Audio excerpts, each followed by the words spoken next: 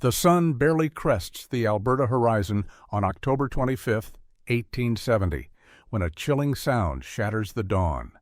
Hurried footsteps racing toward a small pagan camp by the Belly River. Inside two buffalo hide lodges, families stir, unaware that 600 Cree warriors, driven by vengeance, are about to slit their tents open. In minutes, every man, woman, and child, 15 souls, lies dead, their blood soaking the frost-covered ground. This isn't just a raid. It's a spark igniting the bloodiest intertribal battle in Canadian history, where 300 Cree and 40 Blackfoot will perish in a single day. The Cree, emboldened by a smallpox epidemic that killed 2,200 Blackfoot the year before, thought they'd strike and vanish. But they miscalculated. Those lodges? Just outliers of a Blackfoot village with 500 warriors ready to unleash hell. Why did the Cree ignore their chief's prophetic dream of a buffalo with iron horns? And how did one man's betrayal turn a river red with blood? Take a step back to the Canadian plains in the 1860s, where a sea of grass stretches 1.8 million square kilometers from Manitoba to Alberta. Over 30 First Nations tribes call this home, their lodges scattered across prairies alive with 30 million buffalo. The Blackfoot Confederacy, with bands like Siksika, Kainai, Piakani, Tsuut'ina, and Gros Ventre, rule the West, while the Iron Confederacy, including Plains Cree, Woods Cree, Saulteaux, Assiniboine, Métis, and Nakota, push in from the east. These are hunters and traders, turning buffalo into food, clothes, and tools, each person needing 50 to 100 animals a year. Most days they swap furs and stories, keeping the peace.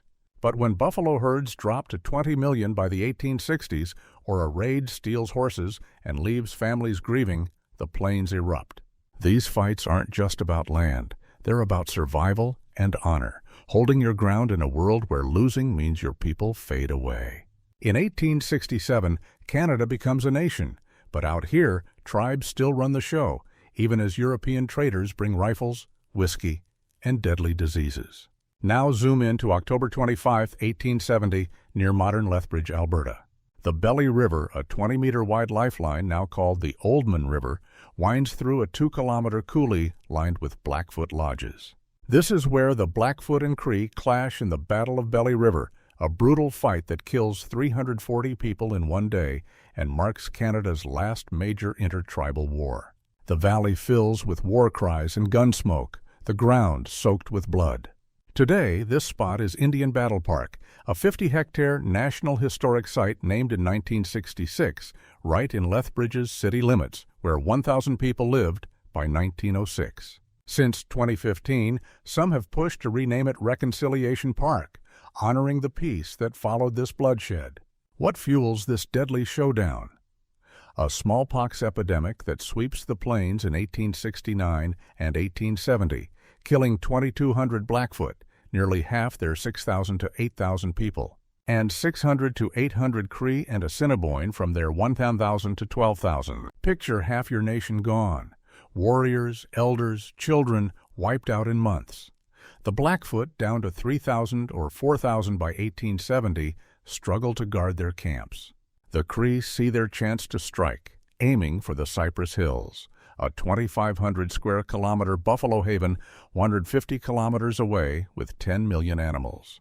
It's not just about land.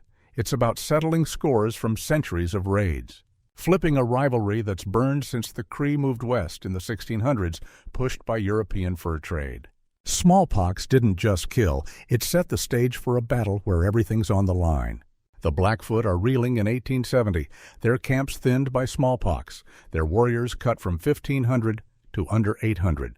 The Cree, part of the Iron Confederacy, smell blood. They've got their eyes on the Cypress Hills, a 2,500 square kilometer stretch straddling Alberta and Saskatchewan, packed with 10 million buffalo, some of the last big herds left. This isn't just a hunting ground. It's a lifeline for food, hides, and trade, worth fighting for in a world where overhunting's already slashed buffalo numbers by half. The Cree aren't just looking to eat. They want to shove the Blackfoot out and pay them back for years of raids that stole horses and killed kin. After Smallpox hit both sides, killing 600 to 800 Cree and Assiniboine, the Cree still have 1,000 to 1,200 fighters. They see the Blackfoot's weakness as their shot to flip a rivalry that's been lopsided for decades, with the Blackfoot's bigger numbers and better rifles always giving them the edge. In early October 1870, 600 to 800 Cree warriors gather at the Red Ochre Hills, a rugged spot near Medicine Hat, 100 kilometers from the Belly River. They're led by heavy hitters: Big Bear, a Plains Cree chief pushing for power; Little Pine, a strategist with a grudge; Piapot, a spiritual leader born around 1816; and Little Mountain, a rising voice. This isn't a ragtag crew. They're armed to the teeth with muskets, bows, lances, and war clubs, plus a few trade rifles snatched from European posts. The group's a mix of Plains Cree, Assiniboine, and Saulteaux, all fired up by stories of Blackfoot raids and the chance to claim the Cypress Hills. They're not just fighting for land, they're out for blood, driven by a feud that's been simmering since the Cree moved west in the 1600s, pushed by fur traders from James Bay. Years of Blackfoot dominance, with their 6,000 to 8,000 people and repeating rifles from American traders, have left the Cree itching for revenge. But there's a hitch. Piapot, the Cree's wise old chief, stands before the war party, his face heavy with worry. The night before, he dreamed of a giant buffalo with iron horns charging their camp, goring warriors left and right. In Cree culture, dreams aren't just dreams. They're warnings from the spirit world, guiding big decisions like war or peace. Piapot, who's led his people through tough times since the 1840s, begs the warriors to turn back. He sees death in this raid, a slaughter waiting to happen. But the younger fighters, 20 and 30-somethings hungry for glory, roll their eyes. They've heard the elders' stories, but they're not buying it. Blackfoot horses, scalps, and the Cypress Hills are too close to pass up. They've lost kin to Blackfoot raids, and Smallpox took their families too. To them, this is their moment, and no dream's going to stop 600 warriors ready to storm the Belly River. Piapot's words hang in the air, but the war party's already moving, their minds set on blood. Dawn breaks on October 25, 1870, and a small pagan camp, just 2 buffalo hide lodges near Fort Whoop-Up, sits quiet by the Belly River. Inside, 10 to 20 people, men, women, and children, are just waking up, unaware that a Cree advance party, part of the 600-warrior force, is creeping closer. These warriors think they've found the main Blackfoot camp, a chance to hit hard and fast. They're wrong, but that doesn't stop them. With war clubs, knives, and lances in hand, they slit open the lodges, pouring inside like a flood. In minutes, every soul, 15 to 20 pagan, is dead, their bodies crumpled on the frost-covered ground. The air's thick with blood and silence, broken only by the Cree's heavy breaths. This isn't just a fight. It's a massacre, a brutal payback for years of stolen Blackfoot horses and dead Cree kin. The Cree warriors, mostly young guys in their 20s, stand over the wreckage, chests puffed with pride. To them, this is a win, a righteous strike against an enemy who's lorded over the plains for too long. Fort Whoop-Up, a whiskey trading post set up by American traders in 1869, looms nearby, a reminder of the European goods, like muskets and liquor, fueling these wars. Killing whole camps, even women and kids, isn't rare out here. It's how you cripple an enemy, cutting their numbers and their will. The Cree think they've landed a big blow, but these lodges, they're just a tiny outpost, a speck compared to the Blackfoot's real strength. The Cree don't stop.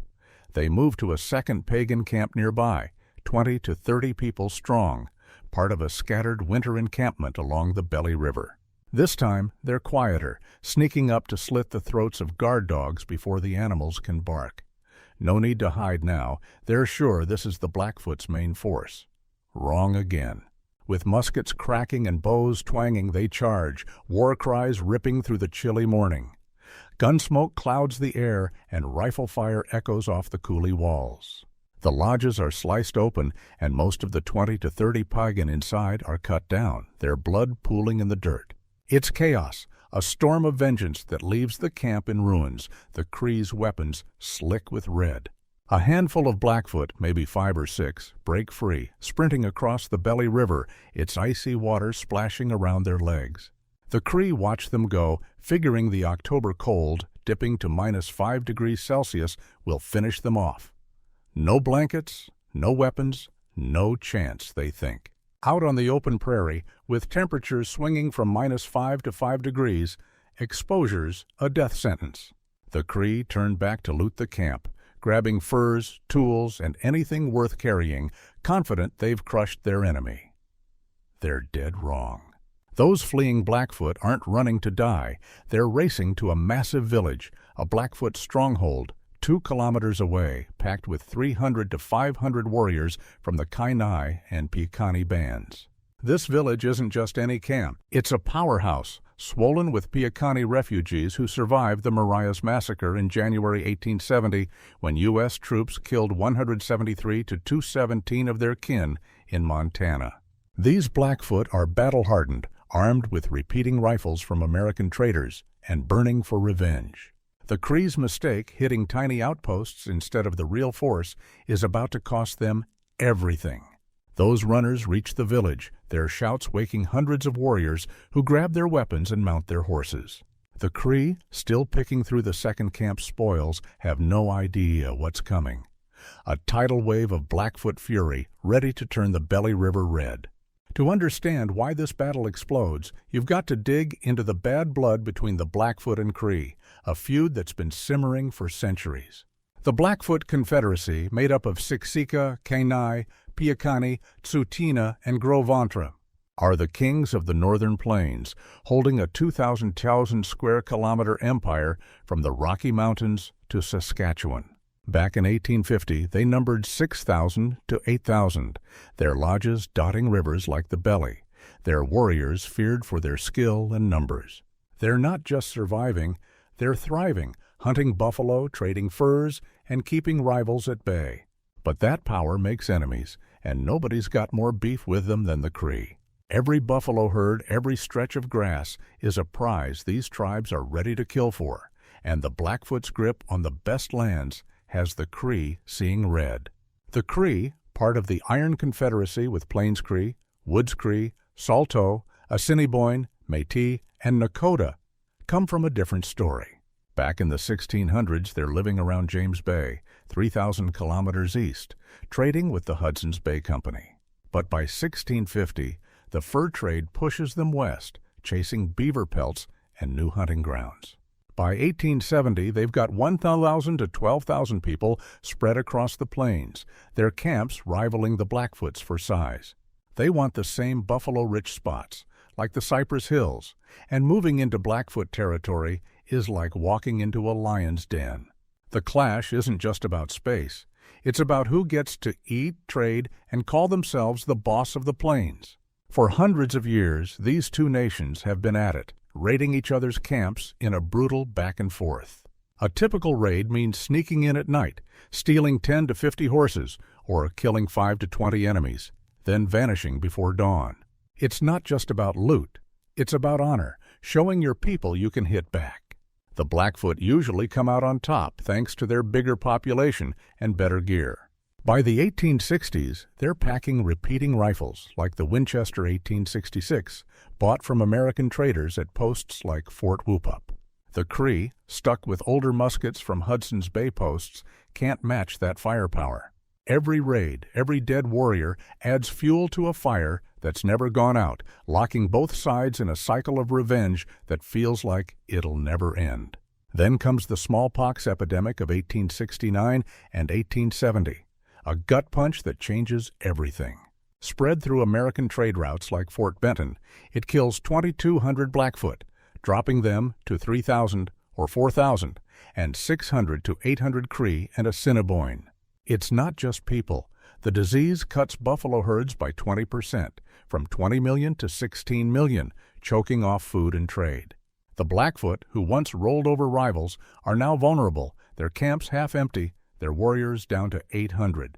The Cree, still fielding 1,000 to 1,200 fighters, see their opening.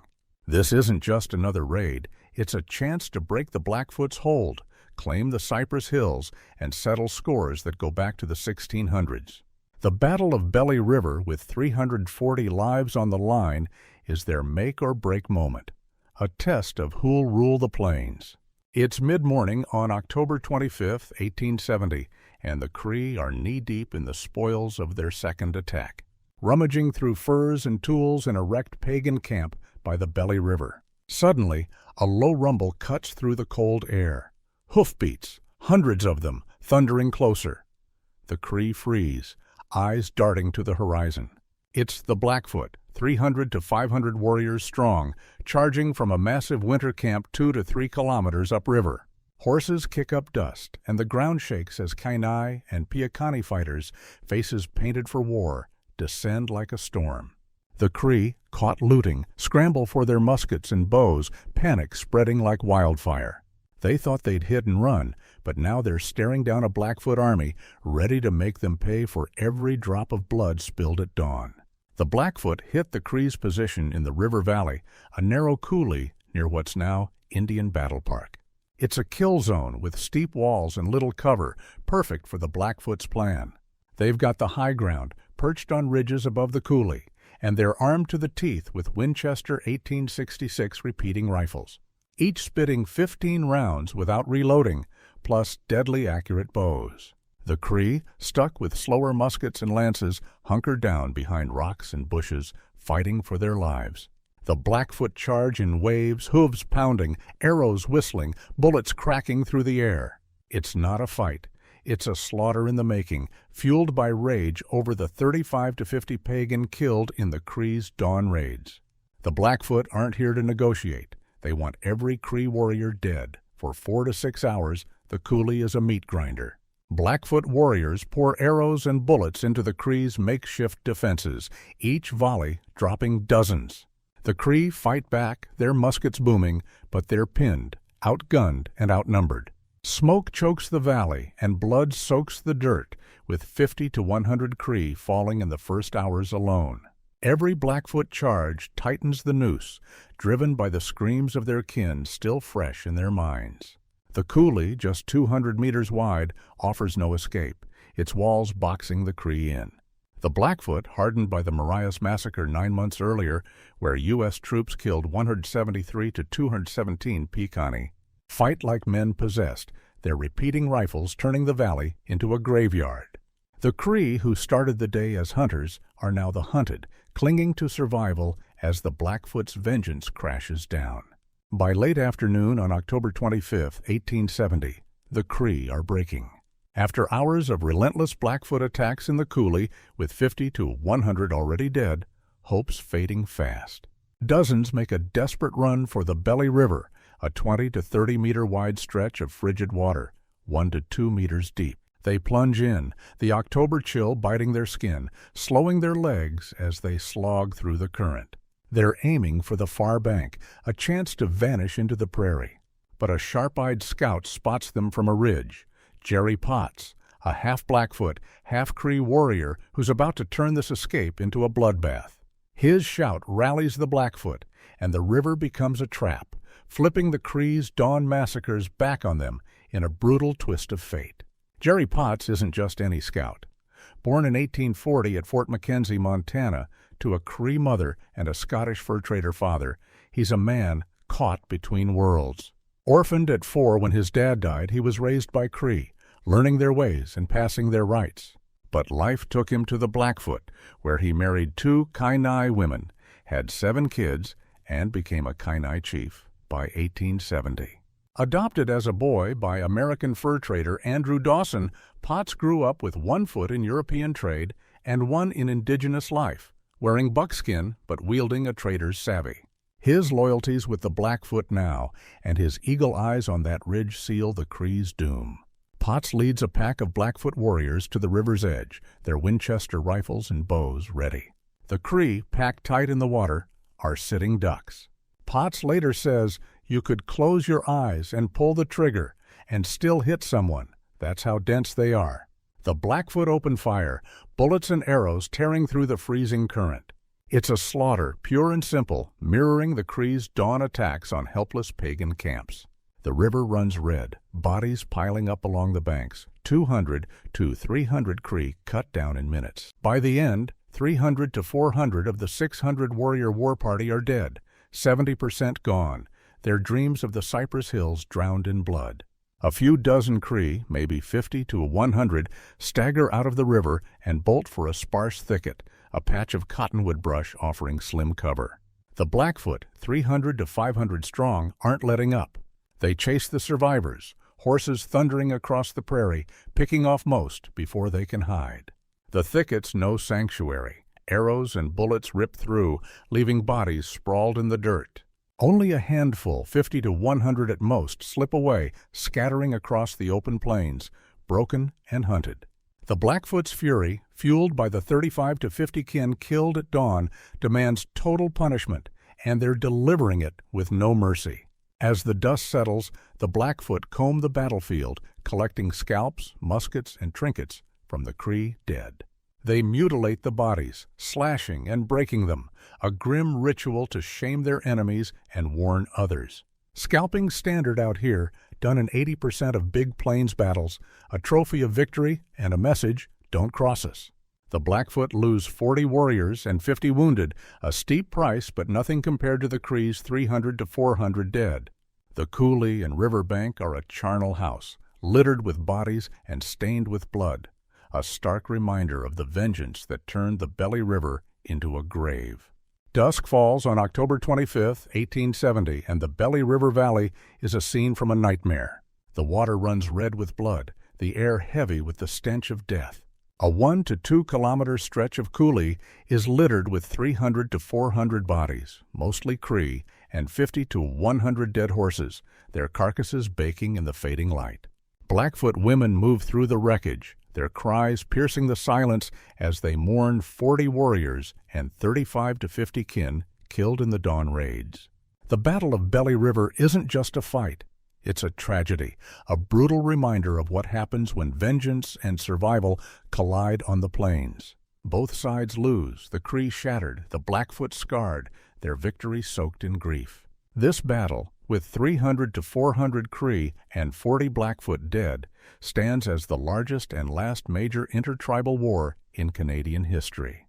It's not just a body count, it's a turning point, etched into memory by those who saw it. Jerry Potts, the half-Blackfoot scout, Blackfoot Chief Crowfoot, and a handful of Cree survivors tell their stories to traders at Fort Whoop-Up, their words recorded in rare, vivid detail. These accounts, scribbled in trade post ledgers, give us a window into a day that changed the plains, a clash so big it marked the end of an era of tribal warfare. The bloodshed doesn't last. In January 1871, just 3 months later, the Cree send tobacco to the Blackfoot, a peace offering wrapped in hope. By fall 1871, leaders from both sides, 50 to 60 strong, meet on the Red Deer River, 200 kilometers north. Blackfoot Chief Crowfoot, born in 1830, and Cree Chief Big Bear, a towering figure, hammer out a treaty, their hands clasped over old wounds. It's not just talk, it's the end of centuries of raids, of stolen horses and dead kin. Both sides are exhausted, their people gutted by smallpox and war, and the growing shadow of Canadian settlers pushes them to bury the hatchet. This treaty isn't a surrender, it's a choice to survive together. 2 years later, in 1873, the peace gets stronger. Crowfoot, now a leading voice, ritually adopts Cree Chief Poundmaker, born in 1842 in a ceremony near Fort Edmonton, 300 kilometers away. It's a big deal, a family bond that ties the Blackfoot and Cree tighter than any paper. Crowfoot, wise and weathered, and Poundmaker, a young leader with fire in his eyes, stand as symbols of a new path. This adoption isn't just a gesture, it's a promise, a vow that the blood of 1870 won't spill again. The plains, once a battlefield, start to quiet, the old cycle of revenge finally breaking. But the world keeps changing. In September 1877, the Blackfoot signed Treaty No. 7 with the Canadian Crown, giving up 13,000 square kilometers of land, including the Belly River Valley. It's a tough deal, trading their empire for reserves as settlers flood in. Lethbridge springs up near the battle site, hitting 1,000 people by 1906, its streets covering the Coulee, where 340 died. The Blackfoot with Siksika, Kainai, Piakani, Tsuut'ina, and Nakota adapt to a new reality, their way of life reshaped by fences and railroads. The Cree face the same, their dreams of the Cypress Hills fading as buffalo herds crashed to under 1 million by 1880. Today you can walk the battle site at Indian Battle Park, a 50-hectare National Historic Site named in 1966. It's a quiet place, but it holds loud memories. Since 2015, folks have debated renaming it, maybe Reconciliation Park, to honor the peace Crowfoot and Poundmaker built. The Battle of Belly River isn't just a story of blood. It's a lesson in loss, resilience, and healing. A reminder that even the worst wars can lead to something better if people choose it. The Coulee's scars are gone, but the story lives on, carried by those who refuse to let it fade. The Battle of Belly River wasn't just a clash of 600 Cree and 500 Blackfoot. It was an explosion of everything that drove life on the plains. For centuries, the Blackfoot and Cree fought over finite resources, like the 30 million buffalo that fed their people in 1800. By 1880, those herds were down to 1 million, hunted to near extinction by tribes and settlers alike. Every patch of grass, every hunting ground like the Cypress Hills was a lifeline, and losing it meant starvation. Add in the constant raids, stealing 10 to 50 horses or killing 5 to 20 kin, and you've got a cycle of vengeance that kept the plains bloody. This wasn't unique to them. It's the human condition, fighting for survival when there's not enough to go around, made harsher by a land where winter could kill as quick as a bullet. But the plains weren't a vacuum. Europeans lit the fuse for battles like this one. The Hudson's Bay Company dumped 1,000 to 15,000 muskets onto the plains by 1850, turning skirmishes into slaughters. American traders, like those at Fort Whoop-Up, handed the Blackfoot 2,000 to 3,000 repeating rifles by 1870, leaving the Cree's muskets outclassed. The fur trade, kicking off in the 1600s, pushed the Cree west from James Bay, right into Blackfoot territory, setting up a clash that was bound to happen. And smallpox, carried by trade routes like Fort Benton, killed 2,200 Blackfoot and 600 to 800 Cree in 1869, shredding their numbers and stoking desperation. These weren't just accidents, they were disruptions, tilting the balance of power and making every fight, like Belly River, burn hotter. This battle marked the end of an era. As Canada's last major intertribal war, it closed the book on traditional plains warfare, where tribes ruled the land with bows and horses.